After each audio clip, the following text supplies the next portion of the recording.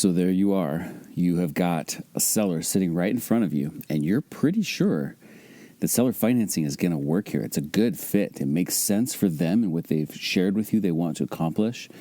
It makes sense in the context of the plan you have and the vision you have for this property, and you want to make your proposal. And then this thought pops into your head, and you ask yourself, wow, man, why would these people trust me to be a good borrower? And then all of a sudden, you're feeling less confident, and you're not sure how to make the proposal in a way that will give them the confidence that you think that they need to have.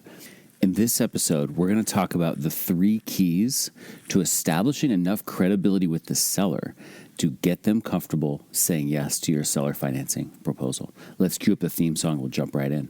Welcome to Racking Up Rentals, a show about how regular people, those of us without huge war chests of capital or insider connections, can build lasting wealth acquiring a portfolio of buy and hold real estate. But we don't just go mainstream looking at what's on the market and asking banks for loans, nor are we posting "We Buy Houses" signs or just looking for, quote, motivated sellers to make lowball offers to. You see, we are people-oriented deal makers. We sit down directly with sellers to work out win-win deals without agents or any other obstacles and buy properties nobody else even knows are for sale. I'm Jeff from The Thoughtful Real Estate Entrepreneur. If you're the kind of real estate investor who wants long-term wealth, not get-rich-quick gimmicks or pictures of yourself holding fat checks on social media, this show is for you. Join me and quietly become the wealthiest person on your block. Now let's go rack up a rental portfolio. Hey, thank you for joining me for another episode of Racking Up Rentals. Show notes for this episode can be found at thoughtfulre.com/E133. Please do us a huge favor by hitting that subscribe button in your podcast app or follow or whatever the button says in your app. It really helps you to, of course, make sure you don't miss any episodes, but it also helps fellow thoughtful real estate entrepreneurs to find this show because the platforms know you are listening. Onward with today's episode. So a few years ago, I remember this time when I was sitting at a seller's dining room table, and we had been talking about my purchase of their single-family home for a little while, and we were really kind of getting down to brass tacks, and we were ready to kind of make things happen. And so I showed up at their house, at their dining room table, with a nice binder. And in this binder, I had information about myself and my wife and some financial information about us, copies of tax returns, a copy of a cover page from a credit report, and all sorts of stuff like that. And it was in a nice binder. And I placed the binder on the table, and I looked at the woman, and I said, Linda, I have put together some information for you so that you have the chance to make sure that you feel really good about me and my wife as borrowers before you decide to say yes. You know, I've got tax returns, credit report, blah, blah, blah, in this binder. And I slid it across the table to her. And she touched the cover, opened it about an inch, closed it again. And she said, well, you know, if you are the kind of person who would give me this binder before I even ask for it, obviously you have nothing to hide. So there's nothing that I need to look at. And in that moment, it was a huge, huge lesson for me. And I want to break down for you today the 3 main lessons that I've learned from having lots of those moments at those sellers' kitchen tables or dining room tables talking about seller financing. So when you back up just a little bit and you think to yourself, okay, I've got this seller, I think it's going to be a good fit, you might start to have a doubt that they will feel comfortable effectively loaning you money, right? Seller financing is a loan, right? They're not writing a check out to you out of their checkbook from cash. In that sense, it's not the same type of loan that you would get from somebody else, but it is a loan that you have to pay back. And that means that you want to make sure that they feel comfortable with you, and you're wondering what's it going to take for them to feel comfortable. But why are we going to talk about this? I mean, for 2 reasons. One is, you know, you need the sellers to be comfortable enough to say yes. And I want to see you do a lot of seller financing deals. But secondly, it's because it's a mental issue. And if you start to get this idea in your mind that you aren't credible and that you have to work really hard to establish your credibility to them, it could become a real mental block for you. Even if it's not an actual issue in reality, real life, even if the seller is not thinking about this at all, you might be thinking about it. And now all of a sudden you have actually placed an obstacle in your own way. You've taken a problem you think is going to come up and you've manifested it into being an actual problem, even though maybe it wasn't going to be. So it's very important that you feel super comfortable about this topic in general so that you can handle it deftly when you're working with the seller and it won't be an issue at all. So I want to give you my top 3 keys to establishing enough credibility to get those seller financing proposals accepted.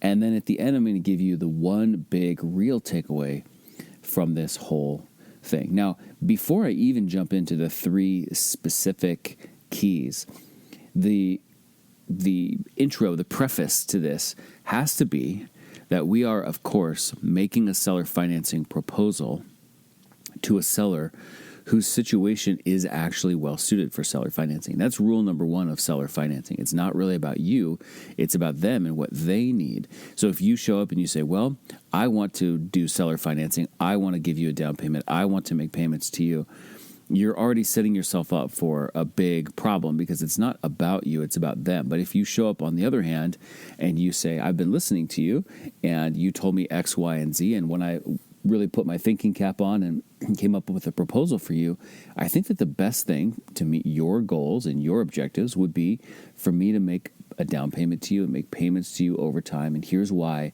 that is the best way to address what you told me you want to accomplish.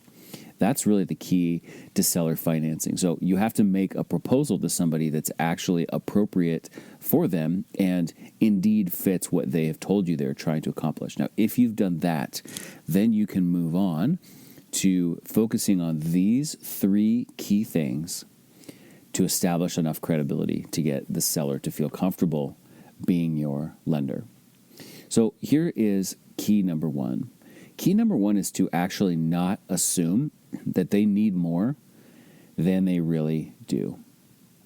Don't assume that they need more information, credibility from you than they really do. Now, it's really easy for you to just assume like, well, gosh, I've gotten a few bank loans and those people wanted to know X, Y, and Z about me, which was, by the way, everything. And so that means this person sitting across the table, this Linda sitting across the table from me, she wants to know everything that the bank would, and thus I need to get her as comfortable with me as the mortgage loan officer down at the community bank would.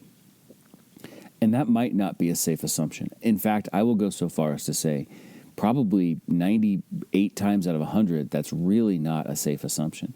Don't assume that they're going to need more than they really do. And let me give you 2 points on this. The first one is this: they are focused on what matters to them primarily. If their main objective is, let's say, capital gains tax deferral and getting a price that they feel good about when they sell their property to you, that's like this item sitting on the table, and they're just sitting there staring at that item on the table. They're staring at that thing that they want. They're not looking at everything else on the table. They're super focused on what matters to them. And all the other stuff they might be somewhat focused on, they might be completely oblivious to it. And my point to you is that it might have barely even crossed their minds that they should be underwriting you. And your assumption that they should be, quote unquote, should be underwriting you, that's what you're bringing to this conversation and what you're bringing to the table in your own mind, and not what necessarily matters to them. So they're super focused on what matters to them, and they're probably less focused and only somewhat even aware of the other things besides those things, right? So if they're focused on, I need $2,200 a month to live off of, and that's their number one thing that they're focused on, the rest of the stuff, as long as you're delivering that, is usually not quite as important as you might think it is, or you might think it should be. So don't assume that they need more than they really do, because they might be so focused on what matters most to them and so happy with the fact that they're getting that in your proposal that they're not really worried about all the other stuff like checking your credit or whatever else you might think. Secondly, under this category of don't assume that they actually need more than they really do, remember that besides your just smile and a handshake as you do seller financing with them, you'll also be providing them other protections and other things that are easy to explain and are super valuable. For instance, you are gonna sign a promissory note. There is going to be a deed of trust document that is recorded with the county where the property exists that says that you have pledged this property as collateral to satisfy the promise that you have made to this seller, Linda, let's call her. And so there's a recorded document that the whole world can see that says you have made this promise, and it's more than just a smile and a handshake. You're going to make some kind of a down payment. It might be small, it might be tiny, it might be larger. Either way, you're going to have some skin in the game that you wouldn't want to walk away from. You are going to have insurance on this property, just like you would naturally with any other property, and you are going to name them on your insurance as being an additional insured or a lost payee, so that just like any bank would want to be named on your homeowner's insurance policy, you're going to do the same for them. And so there's all these things that you're going to do anyway that provide them with safety and protection. And so anyway, don't assume that they need more information or time or credibility or anything than they really do. Let them sort of take the lead and read from them how much you think that they need from you based on what they actually tell you, not what you assume to be the case. So don't assume that they need more than they really do. That's the first key. Here's the second key. And the second key is to preempt anything that they might want to ask you. So what does preempt mean? Preempt means to give it to them before they can even ask. And the first story here I told you at the beginning of this episode is exactly you doing that, right? So when I showed up in that moment and I preemptively put the binder on the table and said, here's what's inside the binder, I want to make sure that you have the ability to understand who we are as borrowers and feel good about us before you say yes. I provided that information before she could even think to ask for it.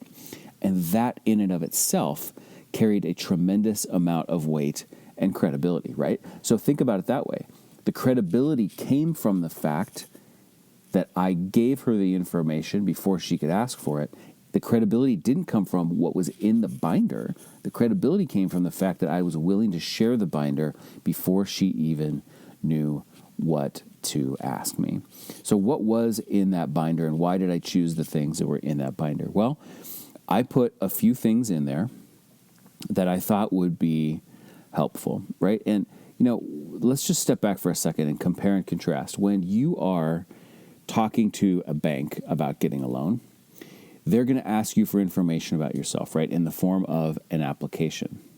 That means that when you provide information to them, you are providing the information they've asked for. Or in other words, they have defined the list of information that they need to feel good about you because they have initiated the process of saying, here's an application, fill it out.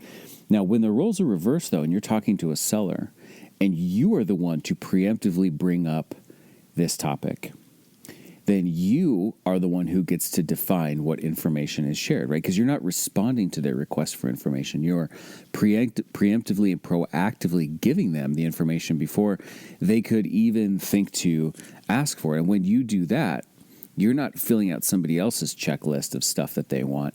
You are deciding what should be on the checklist, and you're just giving it to them. And so let's say that you didn't feel really great about the way your tax returns looked, but you did feel really good about your credit report. Then I would say print your credit report, put it in this binder, and don't put the tax returns in until you are asked for them. Or on the other hand, you say, I feel really good about showing them the list of properties that I own, and that's the main thing that I want to push forward with as a sign of my credibility. So you put a detailed description of all the properties you own and a photo so that they can see that you are a great real estate investor. Or perhaps you are most excited and proud of and feel like your tax returns represent you in the best way. And so that's the foot you put forward. But the point is this, that when you are the one to preemptively and proactively put information in front of them, while you don't want to overdo it, you also get to decide what's in that binder, and you can decide that strategically yourself. But some of those things that you might consider putting in there, credit report or just the front page of a credit report, perhaps it's tax returns. The thing about tax returns is that most people don't know how to read them, but it just looks very substantive when there's 50 pages of documents in there. Maybe you do that. Put that list of properties that you own and a description of each. Maybe you put a simplified financial statement for yourself in there. It maybe doesn't have to be extremely detailed, but a simple 10 or 15 point balance sheet for you, or some things along those lines. And then you might choose to put references in there, and that is bringing us to point number 3. The 3 keys to establishing enough credibility to get the seller to say yes and feel good about making the loan to you. And that is that references are the most valuable resource that you have when establishing your credibility. Now, what do we mean by references? Well, the top tier of references would be references from other sellers who you are doing seller financing with and making payments to each month. Now, you might say, well, Jeff, that's great, but I don't have those yet. So we'll talk about what some of those secondary level references could be. But let me just tell you a quick story on this. This happened within the last year, probably the last 6 months of my own real life real estate investing journey. So I was talking to a husband and wife about buying their fourplex. And we'd been talking for a long time. I mean, like 4 or 5 years. It's very slowly. And I was starting to sort of turn up the heat a little bit and turn up the intensity and really try to be a little bit more assertive because I really wanted to buy this property. And we had established quite a while before that seller financing would be a good fit for them as long as they felt good about some of the other terms. They definitely wanted a larger down payment and a few different things like that. And so we were getting closer and closer and closer, and I could feel it. And I actually felt like we were just within like striking distance of putting this deal in contract. And the husband actually turns to me and says, I feel like we know you because we've been talking for so long, but it occurs to us that we don't really know much about you financially. Would you mind putting some information together? So first of all, this was actually kind of rare for this conversation to come up. And after so long, I was just like, oh my gosh, we're about to just knocking on the door of buying this property. And so here they are asking, which felt a little bit to me like backpedaling because I felt like we had gotten so close and had known each other quite a long time and gotten to be very friendly and stuff. And it felt like a little bit of a step back. And I said, of course, I'd be happy to. And in that moment, I didn't really want to show things like bank statements or other things along those lines. I just wanted to keep it very simple. But he left it up to me to define what it was I would get back to him. And so I came back to him and his wife, and I said, here, I've put together some information like you requested. So here's a quick front page of my credit report. There's a simple financial statement. Here's a list of the other properties we own, which are actually all very close to the property that I'm going to be buying from you. And I said, and that's all well and good, but here's where I think you should really spend your time. I have put together a list of several other people who I pay every month on seller financing purchases just like this. And they date back several years. Here's their name, their phone number, and their email address. And while you can take a look at my credit report and all that to your heart's desire, I would recommend you spend more time. Just get on the phone and ask these people and find out what their experience has been like. So I handed that to them, and they said, okay. And I left their house. And about 2 days later, I got a call from the wife, and she said, Jeff, I've been calling these references you gave us, and I can't even believe the things these people have to say about you. She's like, they all just have the greatest things to say, that their experience with you has been so easy that they just get their money every month, no questions asked, and that they never worry about anything. She said then, do you mind? I'd like to scan my notes that I just took. I just took all these notes talking to people. I want to scan them and email them to you. Is that okay? I said, wow, sure. Yeah, that'd be great. And so a couple minutes later in my email shows up this scan, and she had just simply taken the reference sheet I gave her. And she had just taken notes right on that sheet of all the people that she talked to. And I gave her maybe 7 or 8 references, and it looked like she was able to reach all but maybe 2 or 3 of them. And next to each one was just these amazingly kind remarks that said, like, this is the easiest transaction I've ever had. Such a nice, polite person, always does what he says he'll do, never missed a payment ever. And she said, this is amazing. That's all we needed to know. So now, why am I telling you that story? I'm not telling you that story to pat myself on the back about how great I followed through with everything. But there's a couple things I want you to take away from this. Number one, as you do more and more and more business, your track record will snowball into what can become just a beautiful thing, where that's, in many ways, I would say that list of references right there, that list of phone numbers and names and email addresses, is maybe the greatest asset I have in my business, because it is a track record of performance. And so even though at the beginning you might feel like, well, I don't have that yet, just know that every time you do a deal, you're adding another person to that list. And since I know that you're going to follow through and do exactly what you say you're going to do, and you know that, just know that every time you add someone to that list, your greatest asset, which is your track record, is getting stronger and stronger and stronger. But the other point is that those references, those comments and bits of evidence on my character and my ability, my track record of following through, carried more weight by themselves than any document containing a bunch of numbers that I could have possibly put in front of them. I could have put a balance sheet in front of them that had $10 extra million of net worth, and I don't think it would have mattered. I could have put a credit report with 100 more points on it in front of them, and I don't think that would have mattered. I could have put a different set of tax returns in front of them.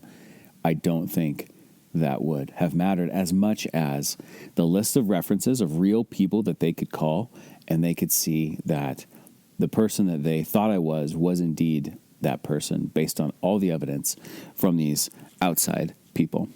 So now, if you don't have those references just yet, you do have other references in your life, and that's the second best thing that you can do. So I would encourage you to look at your personal and professional life and figure out who's somebody who might be able to write a paragraph or a simple letter or something like that you could put in your own little, quote, credibility kit, who speaks to how you conduct yourself in the world, right? Maybe you have a contractor who you've worked with, who you have paid consistently every time he or she has billed you. Maybe you have a title company escrow officer person that you've worked with and closed other deals with, who can write a quick paragraph that says, yeah, this person does exactly what they say they're going to do. I've closed several transactions with them. Maybe you have a tax preparer or a CPA who could write something that says, this person conducts themselves with great professionalism. I'm proud to do their taxes. They're in a strong financial position. Whoever it might be, maybe it's just a previous employer. Maybe it is anybody that you have done something remotely professional with that you can put into that list and just have a little blurb about.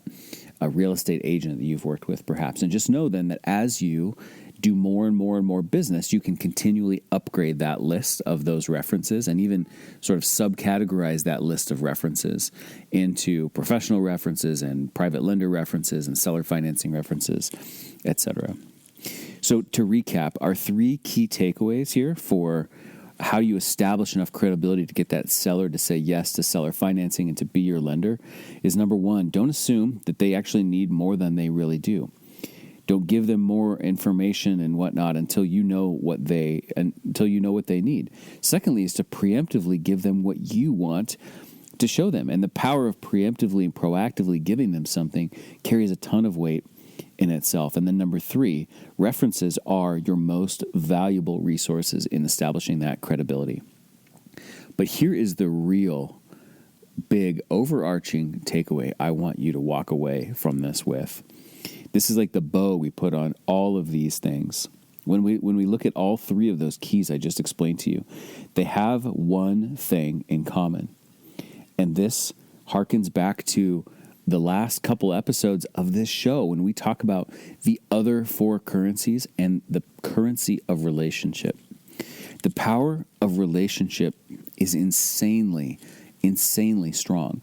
When you have developed a relationship with people and they feel good about you and they've already decided that they mostly trust you, they've already decided that you are a good person, that you have character, that you are their kind of person, that makes everything so much easier, right? When you're not assuming, to go back to key number one, don't assume that they need more than they really do. Don't assume that they need lots of data when they've already decided in their heart that they think you're a good, trustworthy person. Number two, preemptively give them the information that you want them to have. When you preemptively give it to them, it only strengthens their sense of relationship because they just look at that and go, holy smokes, who preemptively gives us information about themselves except for people that we greatly can trust? So that enhances the sense of relationship. It was the sense of relationship that made Linda only open the front cover of that binder and shut it immediately without literally looking at anything in there, because she already decided that relationally she trusted me, and that currency carried so much weight. And our last key, the references being your most valuable resource, that is all relationship all day. It's all the existing relationship you have created with people. It's all the new relationship you've created with this seller, and you're just merging those two things together, and it's creating one giant relationship snowball. So I hope that that's what you take away from this, is if you want to do seller financing deals and you want to be out there investing and helping people along the way, relationship is what it's all about, and will help you get the seller financing loans that you want and need. That is it for today's episode of Racking Up Rentals. So again, show notes can be found at thoughtfulre.com/E133. Please do us a big favor by hitting that subscribe button in your podcast app and rate and review the show. Did you know that we have a Facebook group for thoughtful real estate entrepreneurs too? It's called Rental Portfolio Wealth Builders, and we would love to have you join us there. Just go to group.thoughtfulre.com, and the magic of the internet will redirect you right to that page. If you like this episode, please take a screenshot of it and post that screenshot to Instagram. Tag us. We are at Thoughtful Real Estate. So I'll see you in the next episode. Thanks so much for listening. Until then, this is Jeff from the Thoughtful Real Estate Entrepreneur signing off. Thanks for listening to Racking Up Rentals, where we build long-term wealth by being win-win deal makers. Remember, solve the person to unlock the deal and solve the financing to unlock the profits.